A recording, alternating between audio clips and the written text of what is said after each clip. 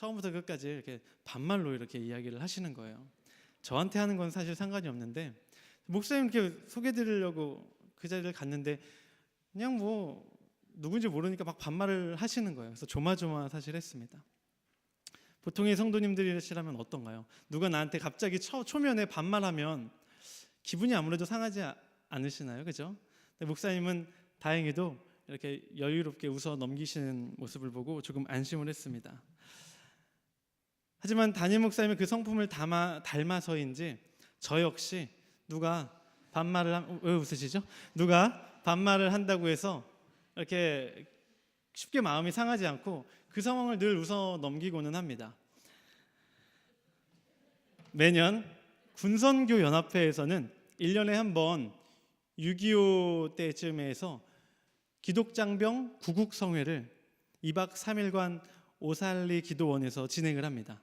그러면은 한 10,000명 정도 되는 각 부대의 군종병들이 모두 거기에 모여서 기도원을 꽉 채우고 뜨겁게 기도하고 찬양하고 은혜 받는 그런 시간이 있습니다. 그때는 이제 부대별로 티를 다 맞추는데요. 저 역시 작년 6월이었는데 수방사 장병들과 똑같은 티를 딱 맞춰 입고 수방사 자리에 앉아서 뜨겁게 찬양을 하고 있었습니다.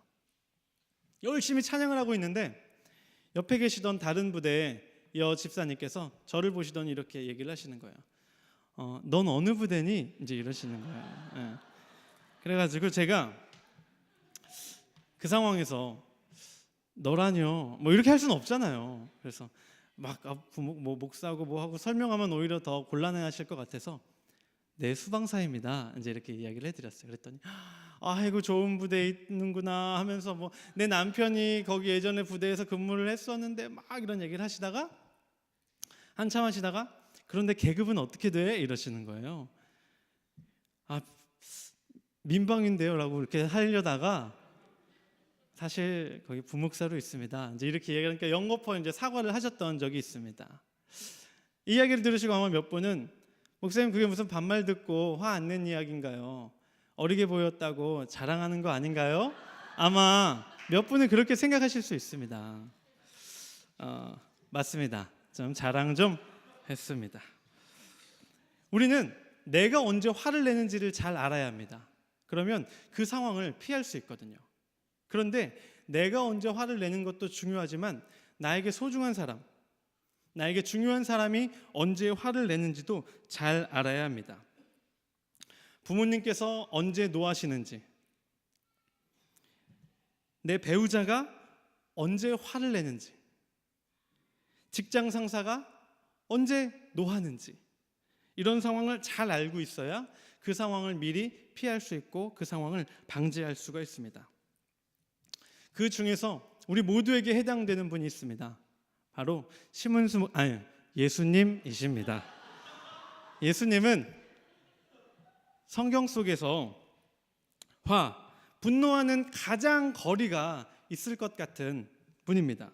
수많은 사람들에게 인자함과 온유함으로 다가가신 분이시고 가늠한 여인을 다들 화가 나서 돌을 들어서 죽이자고 하고 있는 그 상황에 그 여인에게 돌을 던지지 않을 수 있도록 그 여인을 정죄하지 않으시고 용서하셨던 분이 바로 예수님이십니다. 그런데 놀라운 것은 그렇게 인자하고 온화한 예수님께서도 화를 내시고 분노하시는 상황이 분명히 있었다라는 것입니다. 도대체 얼마나 큰 잘못이기에, 도대체 얼마나 끔찍한 상황이기에 예수님은 노하셨을까요? 오늘 몇 가지 성경 속의 사건을 통해서 과연 예수님은 언제 분노하셨는지를 우리가 함께 나누어 보려 합니다. 그런데 예수님께서 분노하셨다라는 사실보다도 더 놀라운 사실이 있는데 그 하나하나의 사건들은 우리의 믿음의 삶 속에서도 얼마든지 볼 수 있는 사건이라는 겁니다. 첫 번째로 예수님께서는 언제 분노하셨느냐? 사람들이 보여지는 것에 집중할 때 분노하셨습니다. 우리 마태복음 오늘 함께 읽은 본문입니다. 12장 38절, 39절을 다 함께 합독하시겠습니다. 그때 서기관과 바리새인 중 몇 사람이 말하되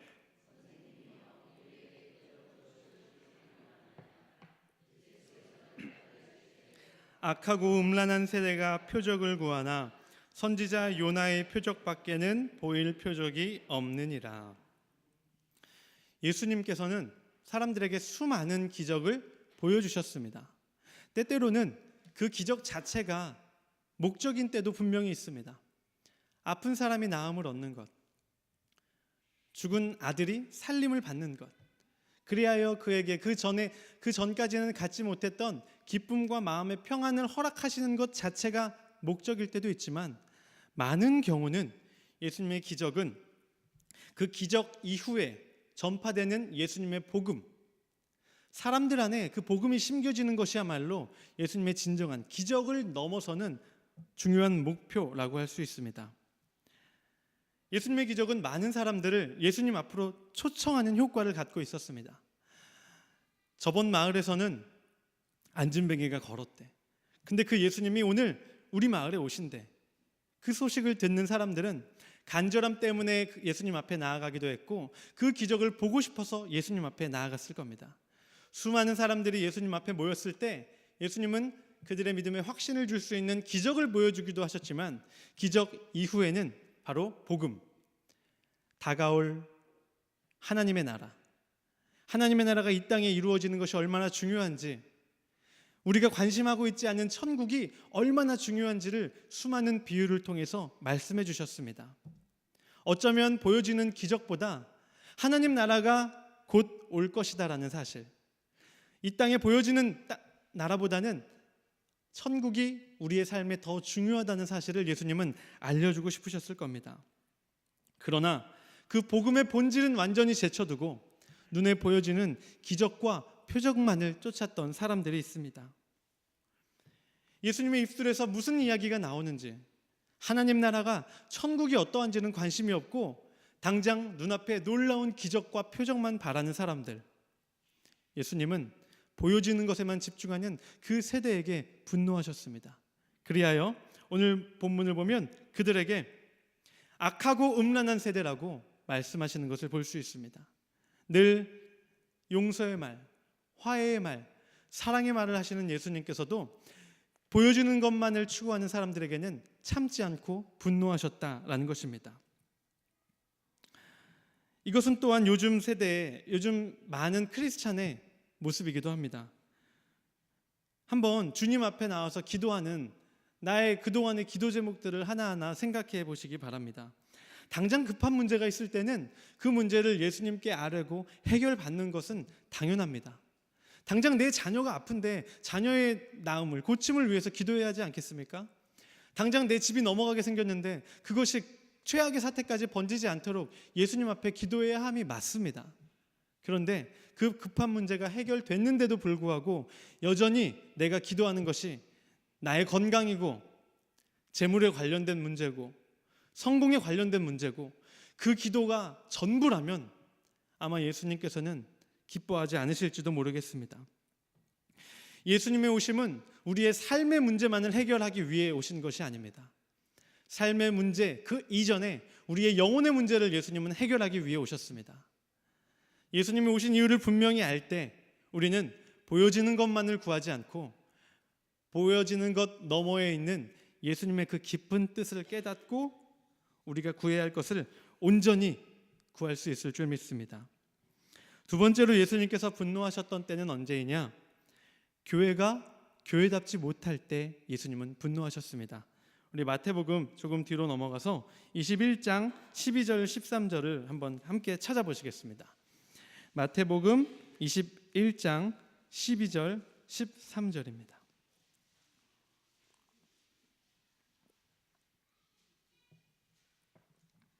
함께 읽어보겠습니다. 예수께서 성전에 들어가사 성전 안에서 매매하는 모든 사람들을 내쫓으시며 돈 바꾸는 사람들의 상과 비둘기 파는 사람들의 의자를 둘러 엎으시고 그들에게 이르시되 기록된 바 내 집은 기도하는 집이라 일컬음을 받으리라 하였거늘 너희는 강도의 소굴을 만드는도다 하시니라. 아멘. 비기독교인들의 지금 교회에 대한, 믿는 이들에 대한 인식은 정말 갈수록 안 좋아지고 있습니다. 그 이유가 무엇일까요? 다양한 이유가 있을 수 있겠지만 그 모든 이유를 하나로 압축할 수가 있습니다. 그리스도인들이 그리스도인들답지 않은 삶을 살기 때문입니다. 신앙을 가졌다는 사람들은 무엇입니까? 보이지 않는 하나님을 알고 보이지 않는 하나님을 두려워하는 사람들입니다. 그런데 하나님을 두려워하며 살아야 할 사람들이 세상의 사람들과 다를 바 없이 생각하고 말하고 행동하고 있다면, 그리스도인이 그리스도인답지 않게 살고 있다면 우리가 과연 그들에게 무슨 말을 할 수 있을까요?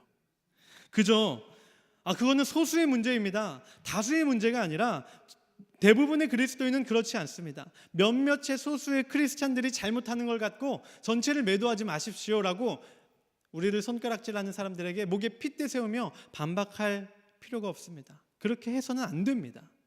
오히려 지금은 억울함이 있더라도 그것을 꾹 참고 입술이 아닌 우리의 삶으로 그리스도인다운 것이 무엇인지를 보여줘야 하는 그런 시대가 아닌가 생각을 합니다. 그리스도인도 그리스도인다워야 하고 마찬가지로 교회도 교회다워야 합니다. 예수님을 드러내는 곳이어야 하고 기도와 말씀, 찬양, 예배가 끊이지 않는 곳이어야 합니다. 그런데 교회가 우리는 다른 교회와 차별성을 가져야 한다라면서 예배에 관심 갖기보다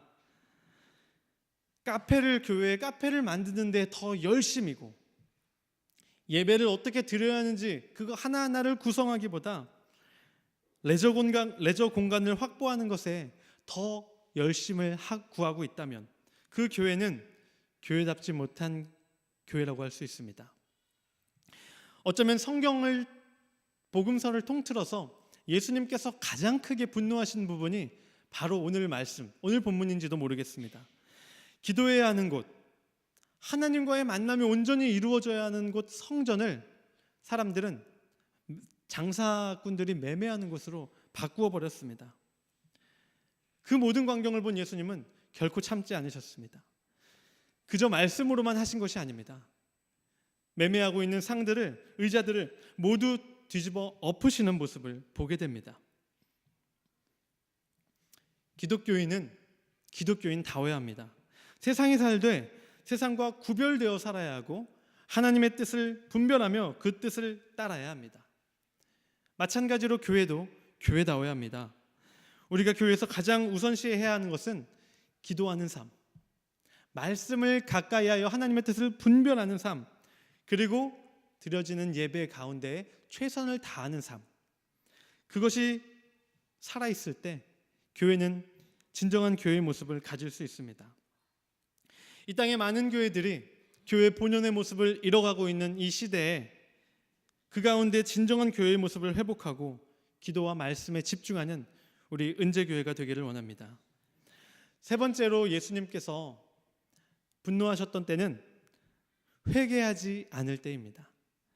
우리 마태복음 바로 앞입니다. 11장, 오늘 12장 본문 바로 앞에 11장 20절부터 24절을 우리가 함께 합독해 보시겠습니다. 마태복음 11장 20절부터 24절입니다.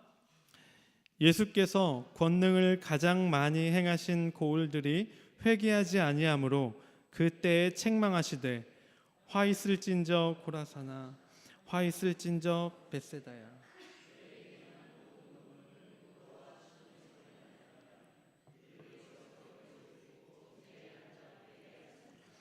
내가 너희에게 이르노니 심판날에 두로와 시돈이 너희보다 견디기 쉬우리라.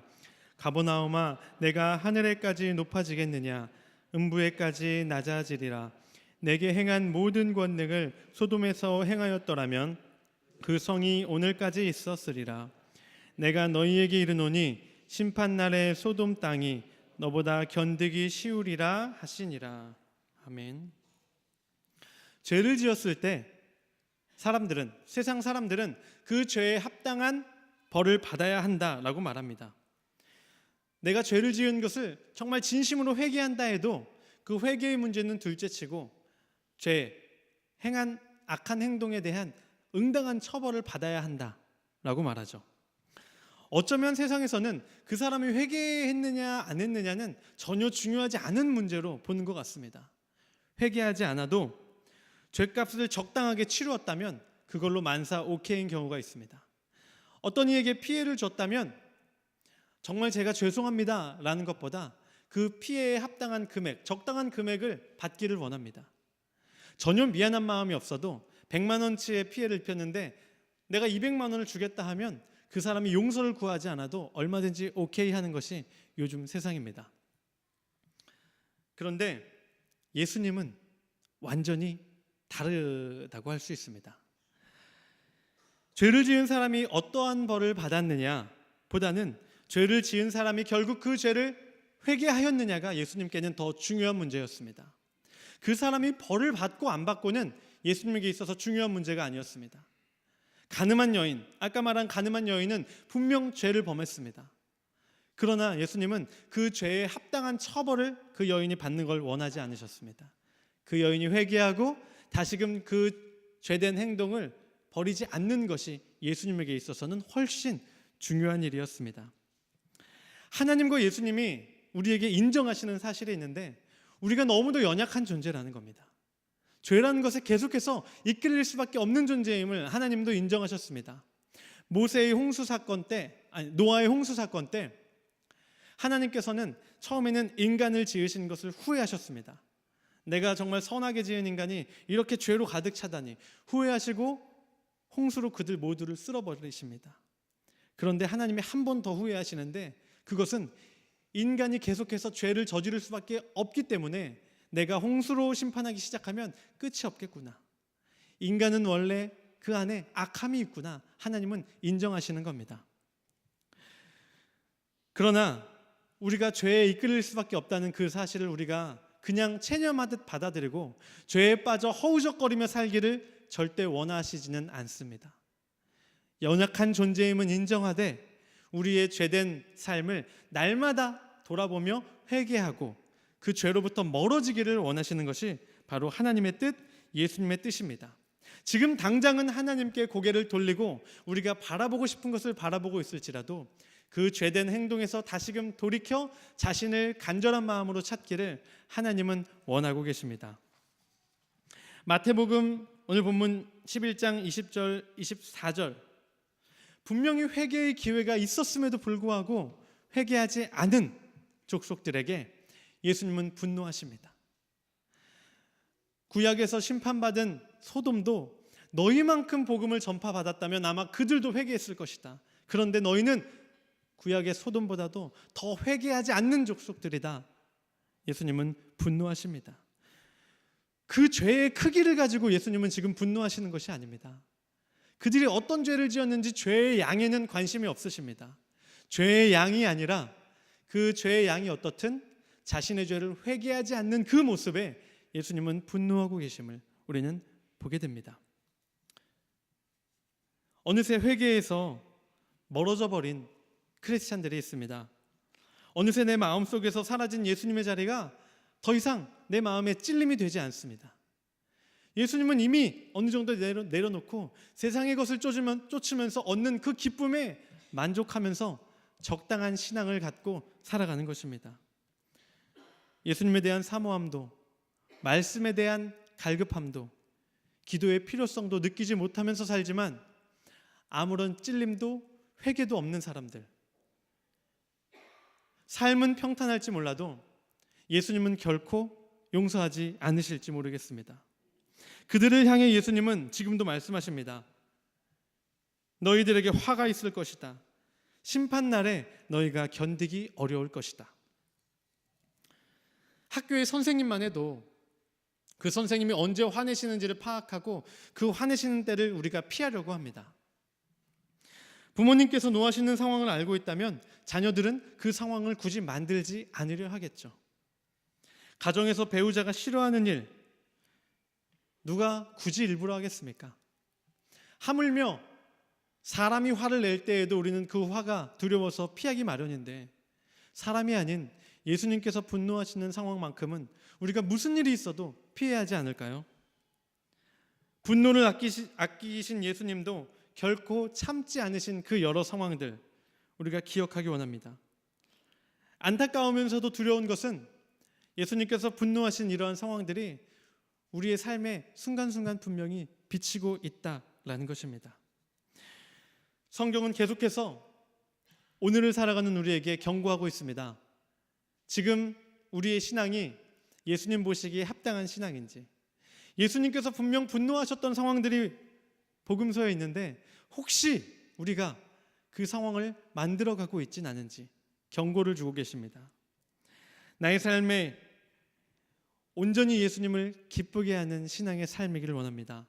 우리 은재교회의 신앙이 예수님을 분노케 실망케 하는 것이 아니라 이 땅의 수많은 교회 가운데 너희야말로 가장 나를 따르는 교회다 칭찬받을 수 있는 우리 은재교회가 되기를, 우리 은재의 성도님들이 되시기를 바랍니다. 우리 이 시간 함께 주님 마음 내게 주소서 함께 찬양하시고 우리 한 마음으로 같이 기도하시겠습니다.